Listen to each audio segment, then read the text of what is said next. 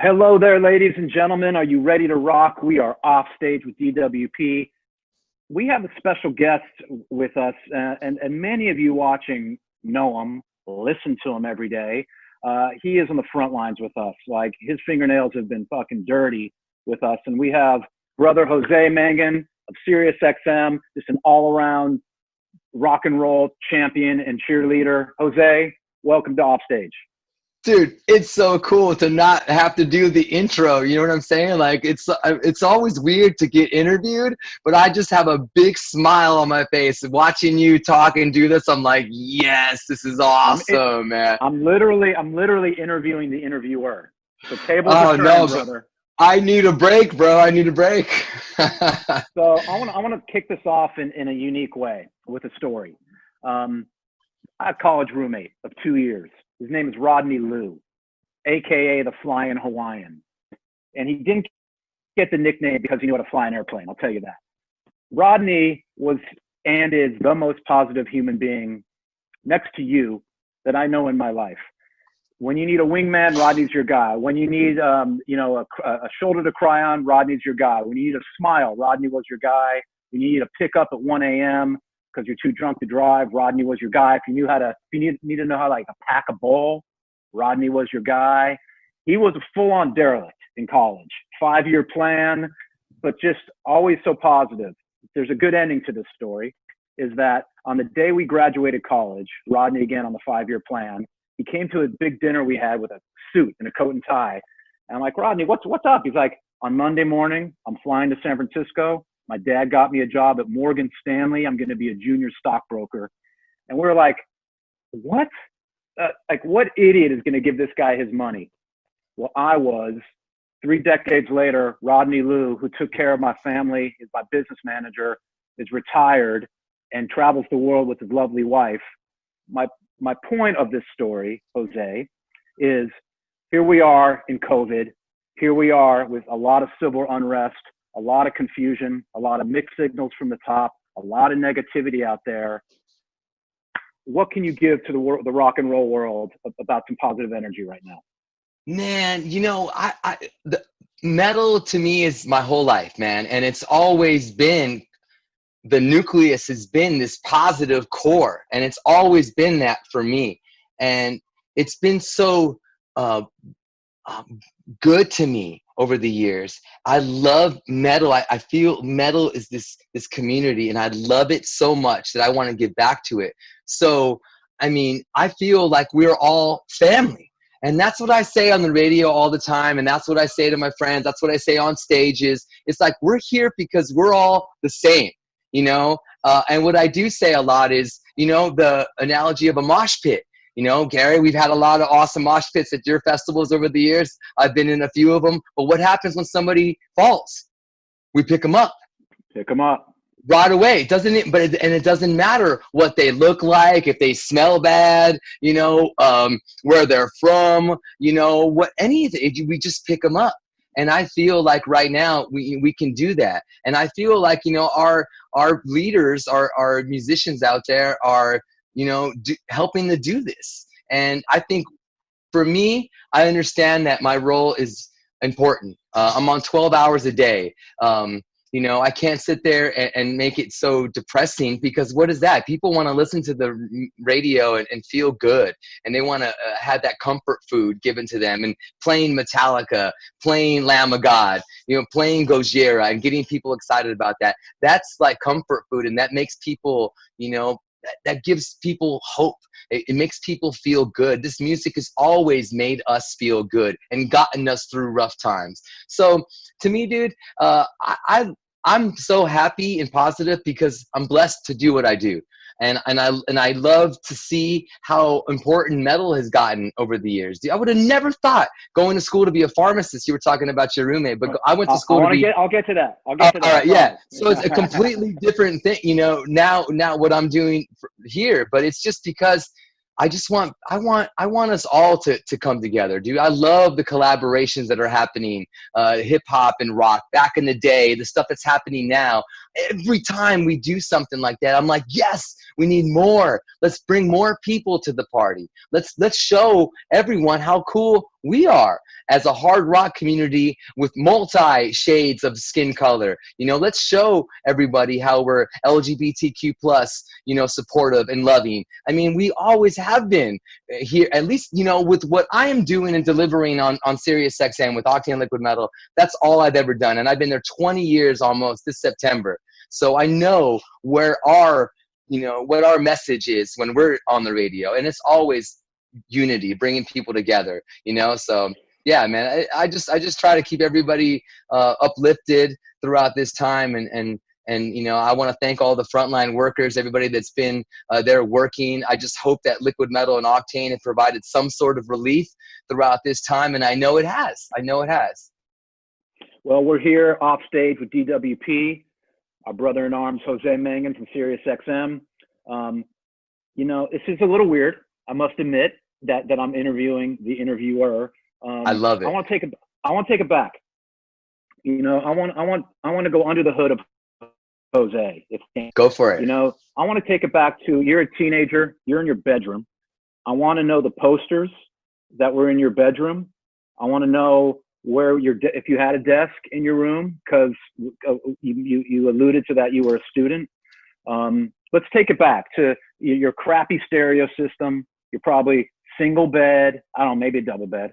I actually have pictures of some stuff too, which is really cool. But I'll answer that question, then I'll show some pictures. Because I've been purging stuff. We're moving soon. We're actually closing this week on our first California home, man, which is congratulations. Wow. Yeah, huge. Thanks, man. Yeah, huge deal for us. So I've been purging, going through stuff. But dude, teenager, I got into metal when I was in kindergarten. Simple, done. That was it. My whole life. But teenager, man, I had long hair. I had a mustache. I had posters of Testament, Metallica, Pantera, Megadeth, Anthrax. I had a Testament necklace. I had, oh man, I wore a Sacred Reich shirt to Catholic school when I was in 8th grade, and I got in trouble and stuff that I couldn't wear my Sacred Reich shirt on free dress day. Dude, what band did you have on your notebook? Oh, dude, look at this. Oh, that's so cool. All right. So this is a picture of my notebook. I used to, I put a plastic sheet over it, and then I would use like electric tape on the borders, and I'd make cool collages. Testament, Across, and Suicidal X's, Pantera. There's another folder of mine, and some of my papers and drawings. This one's got Sebastian Bach from Skid Row right there, and Death Angel, and Metallica and Anthrax, dude. So on my kids, everybody, this was not planned. That's the first question this. I asked, and boom. And here's me with long hair and a mustache. That's my senior. Look at my hair, bro. Dude, my hair got so long. When it was wet and in the corner, in the back, in the middle, I used to touch my butthole with my hair. That's how long it was, man. Yeah, dude. I got something here. I wrote an essay on metal as well too. I think I posted that on my Instagram story a little bit ago. But yeah, dude. We'll have to see that. I have. I mean, dude, this is all I know, dude. I mean, I wanted to be the host of Headbangers Ball when I was in high school. You know, that's what, you know, I was quoted in the newspaper saying. I mean, it's crazy. I grew up in a tiny town right on the Mexican border. Lots of drugs, lots of growing up fast, crime, transporting drugs was what a lot of people did because it was easy.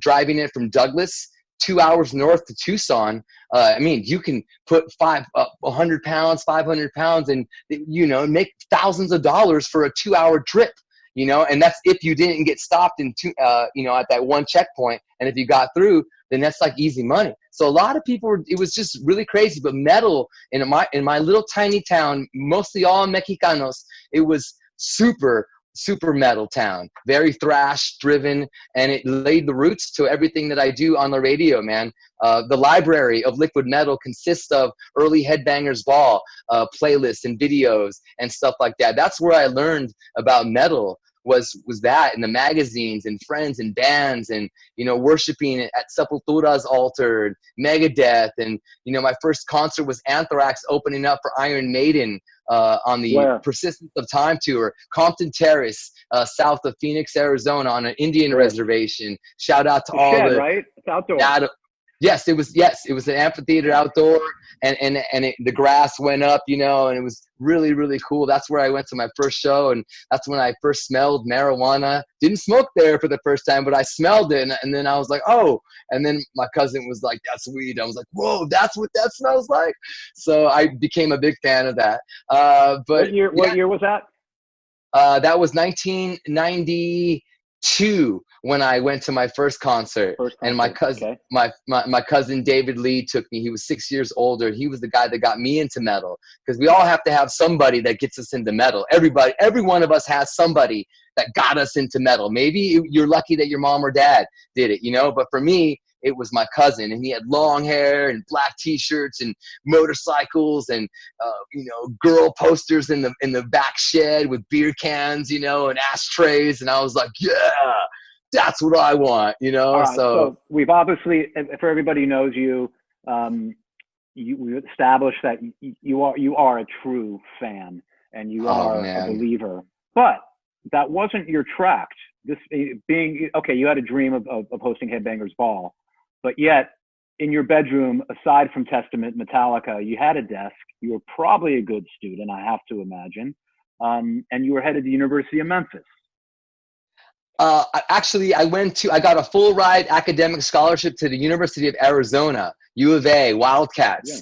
And so I went there, and that's where I started college radio. But that was just an afterthought. That wasn't even what I was going to school there. I was majoring in chemistry because I was going for pre-pharmacy and then going for my PharmD degree, a doctor of pharmacy degree, which I ended up going to University of Tennessee, which at that time was the number 7 pharmacy school in the entire country. And I got accepted into 3 different universities for grad school, but I decided to go to Tennessee to have a new start. And actually, it was a crazy reason why, Gary, and you would appreciate this.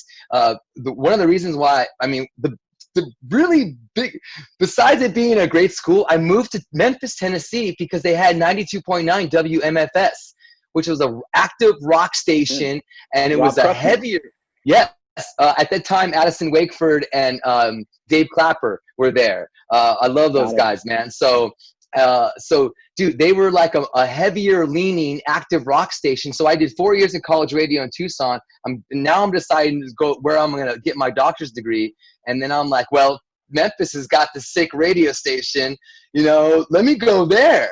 And then so I went there, and I got a job at that station. And that's a year after, the next year in 1999, I won Album Network, which was a trade magazine for people back in the day. And if you're watching, it was a magazine that worked with FM stations and managers and labels, and it was charts and stuff like that. But I got an award for Metal Director of the Year in 1999, and I had my picture with my 7 Dust shirt on in Memphis next to the Mississippi River. Were you still a student then in 99? I was still a student. Yeah, I was going to grad school when I was working I was just doing radio for fun. Dude, they were paying me $6 an hour to do a metal show. You know what I mean? Like, I did a popular 2-hour metal show in Memphis, Tennessee, available in Mississippi, Arkansas, and Tennessee. And I got $12 to do my radio show, with all the planning, the programming, the interviewing, and all that stuff. Dude, it never was about money. It never was about money. Barely a 6-pack of Modelo, man. That's barely. Yeah, no, dude. I was drinking whatever I could back in those days, man. But yeah, dude. So it was. So that's funny, but that's why I chose that school, was because of the radio station. And then So what was the no turning back moment for you? Like, oh shit, this is my path. Yeah. My dad was 49 years old when I was born. He's a Korean War veteran, Army, awesome dude. He had a family prior to meeting my mom in Mexico.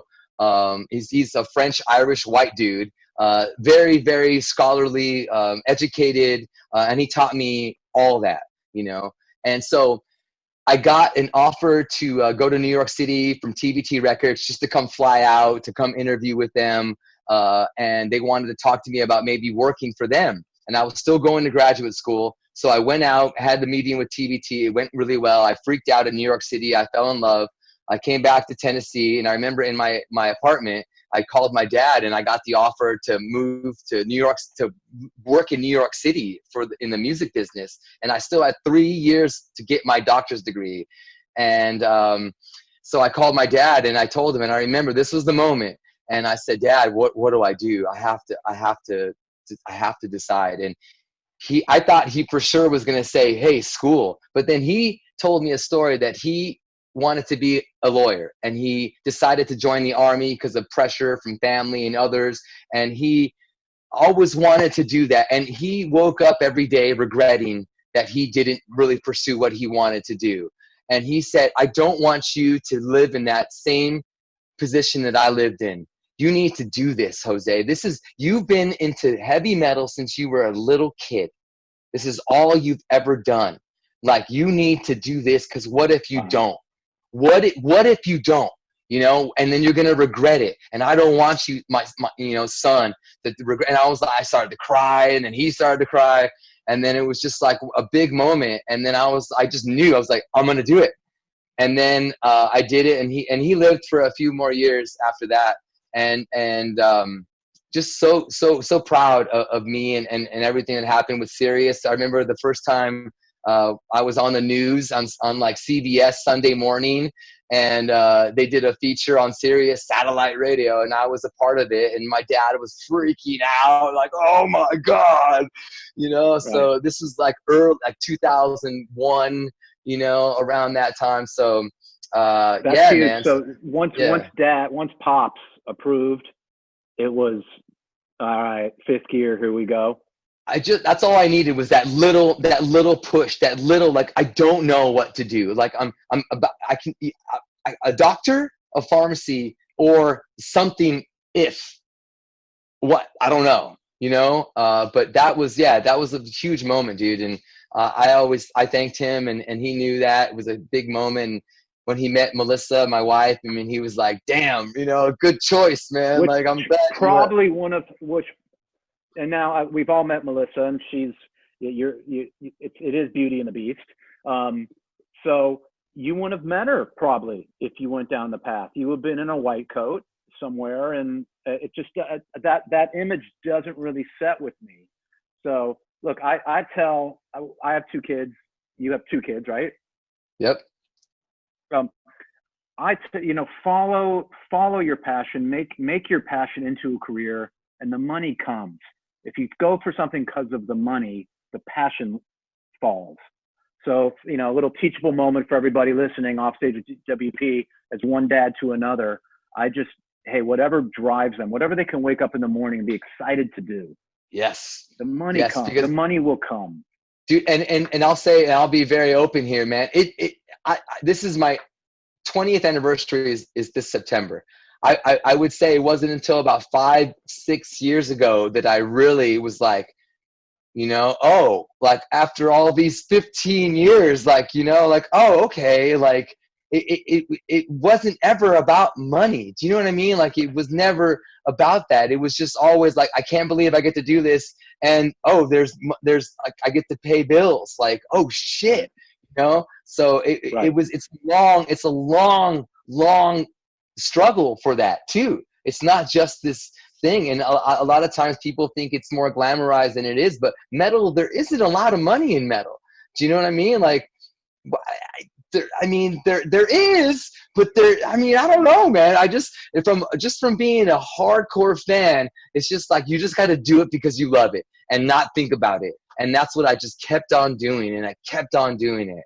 And there's a reoccurring theme with Offstage and DWP and talking to somebody like Randy, Life of Lamb of God, or Jacoby, or Chris, or the Foo Fighters. Is that like rock? You don't pick rock and roll. Like, rock and roll just picks you.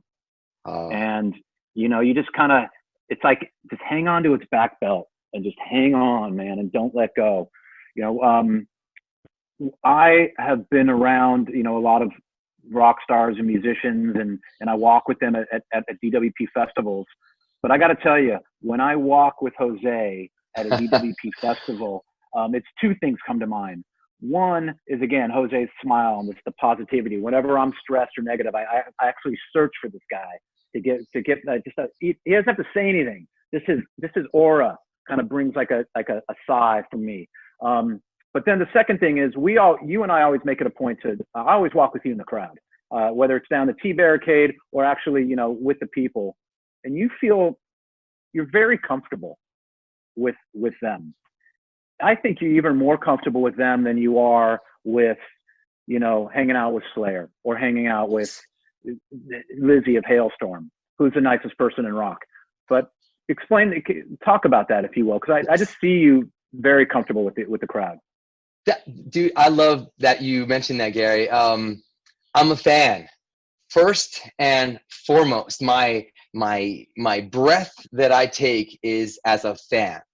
Always. I look at what I'm doing, and I look back, and I'm like, from my fan, I'm always thinking about the fan, me, the fans. And I think that's really what's helped over these years connect with so many of you on here watching, is that I am a fan, man.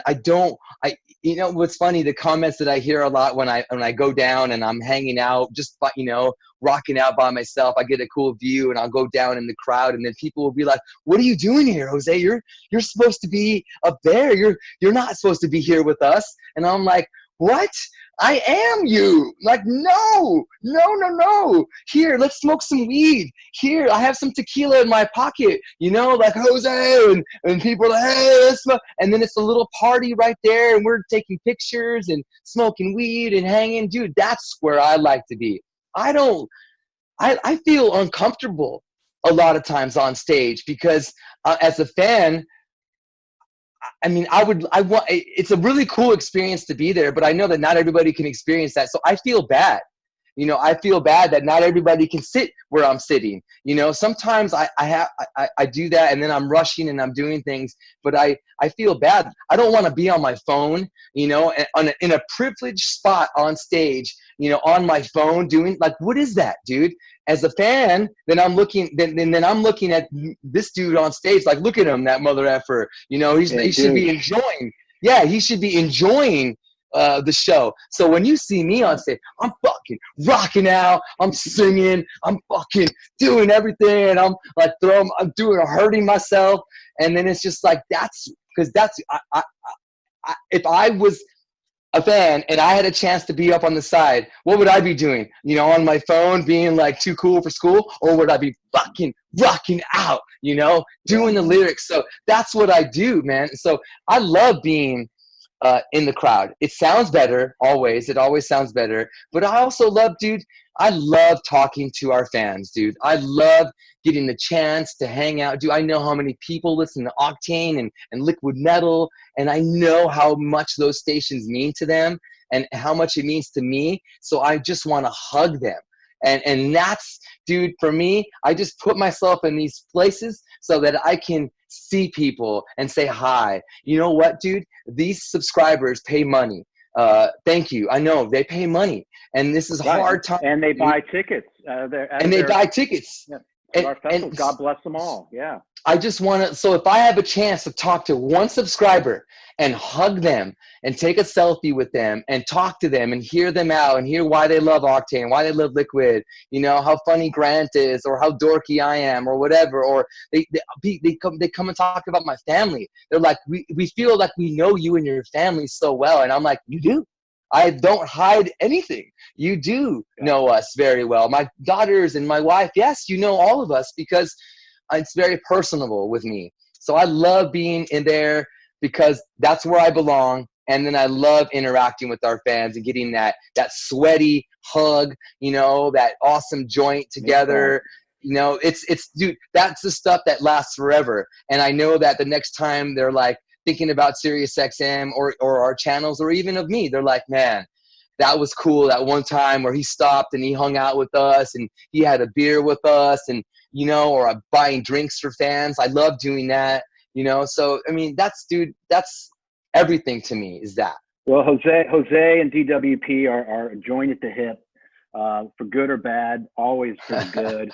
We've had some incredible experiences together where, dude, whether it's Louder Than Life, whether it's Aftershock, Chicago Open Air, of course, Rock on the Range, Sonic Temple, Rocksville, all of them. I'm gonna put you on the spot, but then I'm gonna really put you on the spot in a second. Okay. What just came to your mind? Number one experience for Jose at a DWP festival? Easy, so easy. And I think I know the answer. And it was so big, I tripped over it in my brain just thinking about it. It's so big. The Vinnie Paul tribute at Aftershock in Sacramento, 2018. That was so massive. It was supposed to be Louder Than Life first, but then we didn't do it there. So then the only Vinnie Paul tribute we did was at Aftershock. So, man, it was so stressful putting that together. But so, I mean, yeah, it was pretty crazy to try to pull that off. I was like, oh yeah, it's going to be easy. And it wasn't. I learned that. But dude, to be able to, again, and this is a cool moment when it was the first song and guys from Seven Dust and, Eddie name some of the special guests so it was to set the stage was at Aftershock. Vinnie Paul had tragically passed. We put Jose and DWP put together a tribute to Vinnie Paul and talk about some of the special guests that you were able to corral for this one-time performance. Yeah, man. We basically had to use all the bands that were playing on that day is what I had to choose from. So I looked at the lineup. I'm like, all right, dudes. And I just made personal calls, messages to these musicians. And I said, hey, I've never asked you for anything ever in my life. Could you please, maybe sing Walk with us, Jonathan Davis from Korn? I know you're jamming with your solo band like 30 minutes after, but can you please come over and do the grand finale with Sully from Godsmack and you guys could do, please, but these guys, it was a lot to ask of these musicians. So Jonathan Davis from Korn, Sully from Godsmack, Tony from Godsmack, Zach from Shinedown, Clint, and John from Seven Dust, Pepe and Eddie from King, Kyle Sanders from Hell Yeah. We had some other amazing moments. Right there is from Godsmack and Korn to Seven Dust to Shinedown. I mean, that's quite a list. Gwar, Frankie from Immure came and did a sick version of Becoming. I sang, that's right, I forgot. I shaved my head and I sang a Pantera song with Chris Broderick and Kyle Sanders and the guys from King. And it was just, yeah, man, to see that as a fan, and not only the guy who put it together, but to see it as a fan on stage. At one point, I forgot that I was hosting it. I was just rocking out and just like tripping out at the moment. And then the song was over and I was like, oh shit. Oh, I gotta go. I'm like, I gotta talk. Like, I just get so carried away that I stop being like the director and I'm just a fan. And then, coming out there and feeling the power in that at 3:30 in the afternoon, how many people were there. This is the biggest audience that I've ever performed to. Just to have everybody there loving Dimebag and Vinny, Vinny's girl, Chelsea was there, Dimebag's Hag, Rita was there. It was a real special moment that none of us will ever forget. And I still hear it from fans all the time, how cool that Vinnie Paul tribute was. And yeah, man, it was, yeah, it felt so, I cried. Dude, I when I was being interviewed, Gary, like that day and the next day by the media in the media tent, like I think I cried like 3 times, dude. Like it was like so, like just so overwhelming. The response, how it happened, everything came out perfect. It was just like, oh, wow, what a relief. That was the number one. There's a couple other things that came to my mind about Jose at the DWP festival. One, at Louder Than Life was introducing Ozzy Osbourne. And as you strode on stage and there was Zakk Wylde right there. And the other one, which was in Carolina Rebellion, was just one of those moments that I caught you. You were on stage for Slayer, singing a song and crying. And I think it was just, there ain't much better than a happy cry in this world. And Man, I'm such a big puss, Gary. I don't care, dude. You know, people say metal doesn't cry. You know, screw that. Metal cries, man. I cried all these kid movies. I cried 5 times during Coco, which I love Coco, man. Coco, I cried 5 times, dude. My kids counted, and they made fun of me each and every time. But it's just like it's emotion. It's like happy cries. Like it's just like, wow, dude. Like I can't believe that I get to that I'm here. I can't believe it. So I say that every day because I really believe that, and it helps me. And it helps me, you know, be humble, be hungry, and always be the hardest worker in the room. You know, the Rock, Dwayne Johnson quote right there. But that's true, man. Be humble, be hungry, and always be the hardest worker in the room. And I can't believe what I get to do, Gary. Introducing these artists on stage and being friends with them and making them tacos and margaritas and inviting them to our home and to hang with family. It's family. It's family. Yeah. It's family, brother. Well, we're off stage with DWP. We have Jose of Sirius XM has joined us. We have reached the what we like to call the encore round for our Q&A. I'm going to throw some questions at you. I'm ready. First thing that pops in your mind. All right, you ready, son? I'm ready. I'm ready. All right. First album you bought? Oh, easy. Kmart tape. Shout Out the Devil, Motley Crue. A cassette. Yeah. Oh, yeah. Cassette, dude. I got it the day after Christmas. My nana gave me $20. My dad took me to Kmart on December 26th, like 84. Yeah. And then I got Shout Out the Devil. And then the next weekend, I had a little bit leftover money, and I bought Rat Out of the Cellar. And I marinated with those 2 tapes for a month, like maybe a good 6 months. That's all I had. That was it. And that started everything for me. All right. If you could be a lead singer in any band, which band would it be? Oh man, dude, my boy Phil from Pantera. Come on now, Pantera's my favorite band. I mean, that's the only thing that I can barely kind of. I can't even do anything what Phil does, but I can almost hang a little bit with Phil. That was it. Yeah, dude. When I sing cover songs, it's mostly Pantera songs. Okay. All right. Here's one. Best Slayer show you've ever seen? Where? What venue? What year? Easy.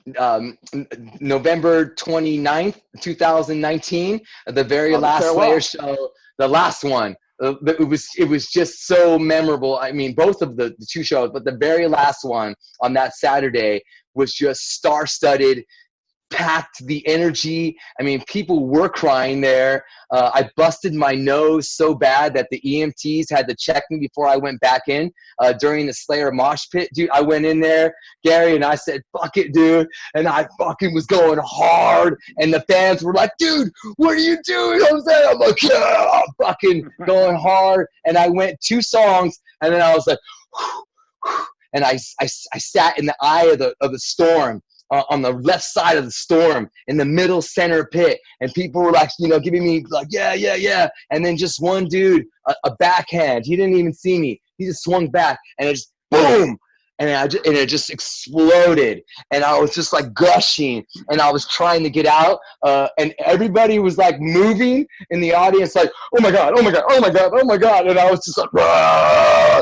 You know, blood is squirting everywhere. I get to the bathroom, I'm like, oh my god, it's all over, dude. And the people are like, yeah, and I'm like, yeah, fuck yeah, and it's all over my face, dude. Then they were like, we can't let you back. You're bleeding so much. Like the EMTs had to come.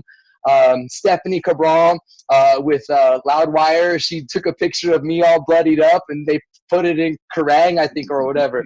So, dude, that was such a great concert. Meeting Jason Momoa. He followed me on Instagram right there. And then when I met him in the hallways, he was like, Jose, what's up, dude? And I was just like, whoa. Like, that's a good one. Really cool. We were there till 4 o'clock in the morning, and the forum broke all rules to let us basically hang there until the very, very end, because that was the last Slayer show, man. That's hard to beat. All right, a couple more. Right. Non-metal question. Your favorite rock band? Non-metal. Okay, so not Led Zeppelin and not AC/DC, is that right? Or is that? I guess it's more rock and roll. You know. Okay, I mean, well, Led Zeppelin and AC/DC are, I mean, that's it. I mean, those are my favorites. Big time. When it's rock, for rock. All right, favorite beer? Oh, Modelo Especial. Come on, de Mexico. I knew that, but everybody listening to Offstage DWP maybe didn't know that one. You guys need to carry Modelo, man. Come on, man, at these festivals. Strain of weed. Okay, I'm sorry. What was the question? Favorite strain of weed. Forbidden fruit. I love forbidden fruit. It doesn't have a lot of percentage of THC. It's like in the upper teens, low 20s, but I love forbidden fruit. That's my favorite. It's a nice hybrid. All right. Favorite meal. Oh, tacos, man. Please. Tacos. What's in them? Well, we fry our own tortilla shells, our corn tortilla shells, and ground beef with cilantro, and then lots of Mexican cheese, lettuce, tomatoes, jalapenos, and guacamole. All right, a couple more. Favorite movie of all time? Easy. Lost Boys. Oh wow. Yeah. Well done. Lost Boys. Yeah. Favorite TV show of all time? Walking Dead, man. Walking Dead. Come on. All right. Last one. An alien comes down from outer space, out of a spaceship. You have one song to play him that describes not only you, but metal. Before he goes back in his spaceship. He doesn't know anything about metal, but you have a job to do. What one song would you play him? Iron Man. Black Sabbath. Iron Man by Black Sabbath? Yes, because I think they can, you know what I mean? I think that's just a thing that it'll become their religion. Black Sabbath, Iron Man. All right, on that note, you're off stage with DWP. That was Jose. Jose, last question. For somebody who's looking to maybe get in the industry, who has a passion for music, what would you say to him or her? The internet is wide open. People ask me all the time, hey, how can I do what you do? And, there's not a lot of positions like this, so there really isn't any. It's a very unique job, but, the internet is wide open. And I think starting a podcast, starting a vlog, you can do anything with some easy editing, with some awesome passion, and just being authentic. You can really, and personal, and you can really do something cool. Community, just in your community and your friends and family, and slowly build that. And see, again, you do this because you love it, and then you start getting more involved, or you start not getting as involved, but you still have to start somewhere. And I think that whenever you are talking on the radio or on a podcast or video, always make it very direct and personal. Always, say you. Don't say us. Or don't say all of you or every one of you. Always talk to one singular person. It'll make it more impactful with whatever you do, and that could be a vlog or like a podcast or whatever. But just talk to one person in your mind when you're talking. Just pretend like you're talking to one person. Who does that person look like? Is it a dude? Is it a chick? How old are they? What do they drive? You know what I mean? Knowing who you're talking to is very important as well. Picture that person, and I think that can really go a long way in making things a lot easier to be more personal and just direct. Hey, I'm living proof that any idiot could do an interview or a podcast right here. So as long as you come real, and as long as you come direct. You're a pro, Gary. You're a pro, bro. You've been doing this way too long. Stop it. Take it till you make it. Take it till you make it. That's my tip. No way. All right. We are off stage with DWP. Jose, thank you. Here's what I want to do. I want to see you at a big DWP rock festival sooner than later, man. I want to see you so we can get a proper hug, a proper Modelo, a proper high five, and watch a great rock band. That's what I want to do. Dude, I can't wait, dude. And it's going to, I feel like maybe some of us took this for granted. And now the next time we're at a show, it's just going to be like, oh my God, I feel like that all the time when I'm at a show, but sometimes people go to shows and they're maybe just kind of like, oh, okay, yeah, this is just normal. But now it's like, no, this is really cool what we get to do. These gatherings, of the masses. This is special. This is part of our connection with each other, and we're missing that right now. But there are ways to connect, and we're doing it with this, what you guys are doing here with Offstage. So I can't wait too, Gary. It's going to be awesome, brother. All right. Peace, man. Love you. And we're Love out. you too, brother.